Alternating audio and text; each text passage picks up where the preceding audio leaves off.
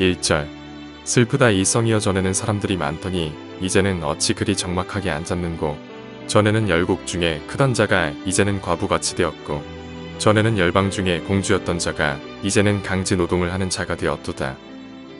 18절 여호와는 의로우시도다. 그러나 내가 그의 명령을 거역하였도다. 너희 모든 백성들아 내 말을 듣고 내 고통을 볼지어다. 나의 처녀들과 나의 청년들이 사로잡혀 갔도다.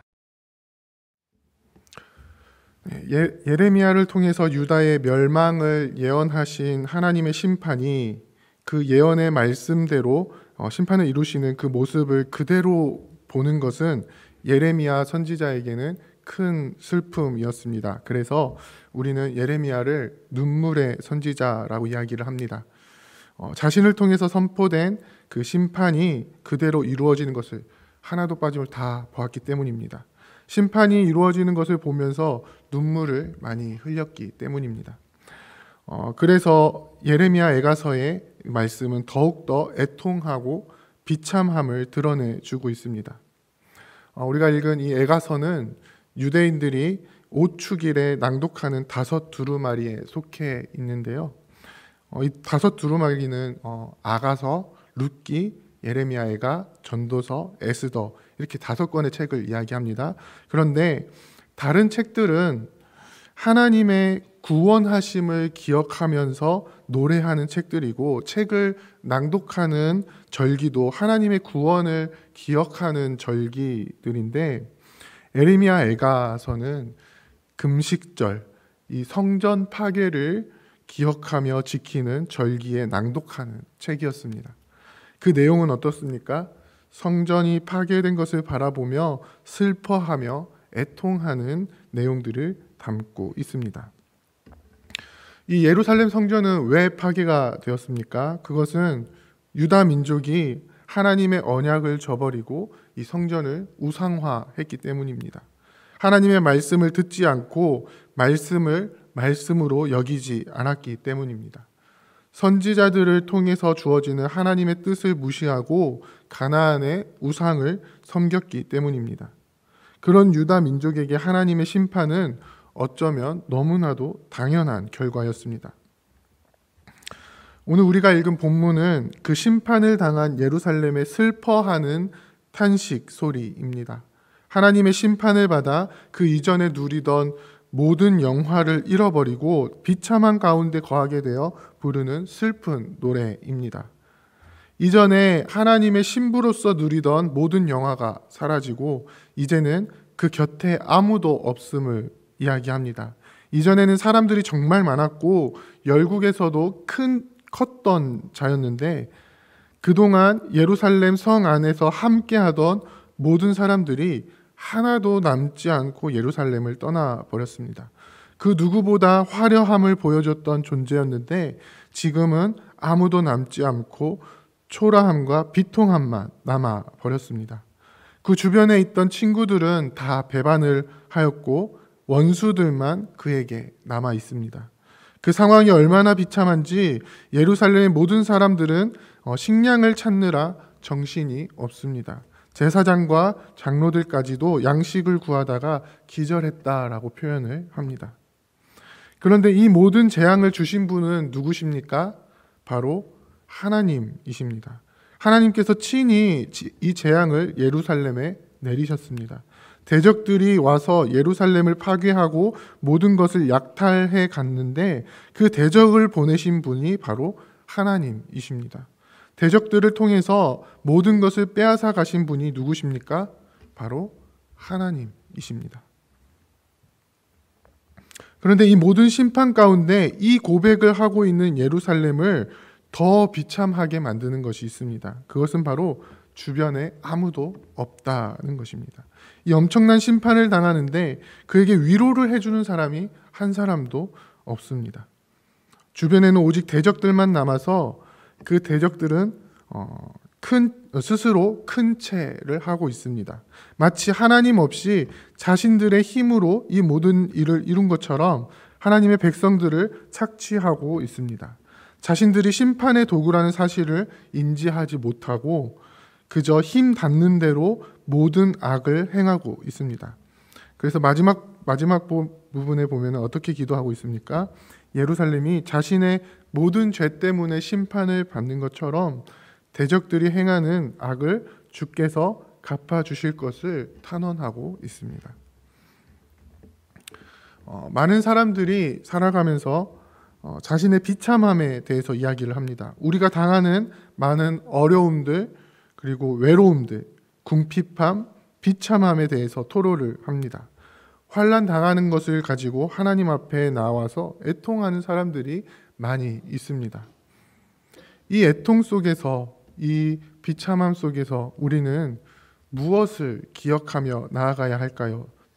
단순히 세상 사람들과 비교하면서 우리가 당하는 어려움 때문에, 우리가 당하는 비참함 때문에 슬퍼하면서 불평하기만 해야 하겠습니까? 먼저는 우리는 하나님께서 하나님의 백성에게 끊임없이 말씀하시는 분이심을 기억해야 합니다. 하나님께서는 유다 민족을 향해서 끊임없이 말씀하셨습니다. 예레미야 선지자를 통해서 뿐만 아니라 그 외에 다른 선지자들을 통해서 유다 민족이, 이스라엘 백성이 악한 길을 떠나 하나님께로 돌이켜야 한다고, 그렇지 않으면 반드시 하나님의 심판이 임하게 될 것이라고, 그 외침을 이스라엘은 계속해서 들었습니다. 그런데 이스라엘의 반응은 어떠했습니까? 유다의 반응은 어떠했죠? 하나님의 말씀을 말씀으로 받지 않았습니다. 말씀이 요구하는 회개를 하지 않았습니다. 돌이키지 않았습니다. 결국에는 하나님의 심판이 임하게 되었고, 유다는 어떻습니까? 심판이 임한 이후에 깊은 후회만 할 뿐입니다.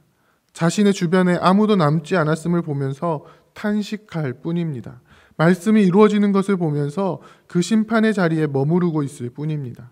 우리는 우리에게 주시는 하나님의 말씀에 민감하게 반응하고 있습니까? 우리가 기억해야 하는 두 번째는 하나님께서는 하신 말씀을 그대로 이루시는 분이시다라는 것을 반드시 기억해야 합니다. 하나님의 심판은 갑자기 아무 맥락 없이 임한 것이 아니었습니다. 돌이키지 않으면 반드시 심판하시겠다. 언약의 말씀을 지키지 않으면 반드시 저주가 임한다. 율법을 통해서도 말씀하셨고 선지자를 통해서도 분명하게 말씀하셨습니다. 그리고 그 말씀을 그대로 이루신 것입니다. 이 심판 역시도 하나님의 말씀에 근거하여서 이루어진 것입니다.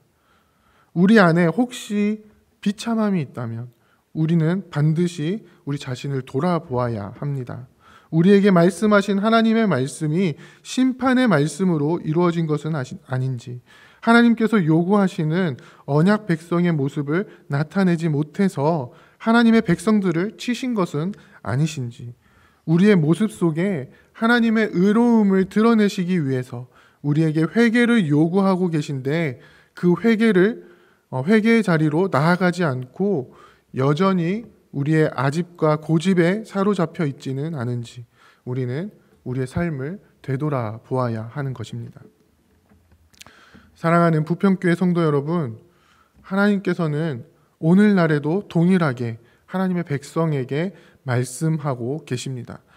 하나님께서는 자기 백성을 통해서 하나님의 의로움을 나타내시기를 원하십니다. 하나님의 인내하심을 드러내시기를 원하십니다.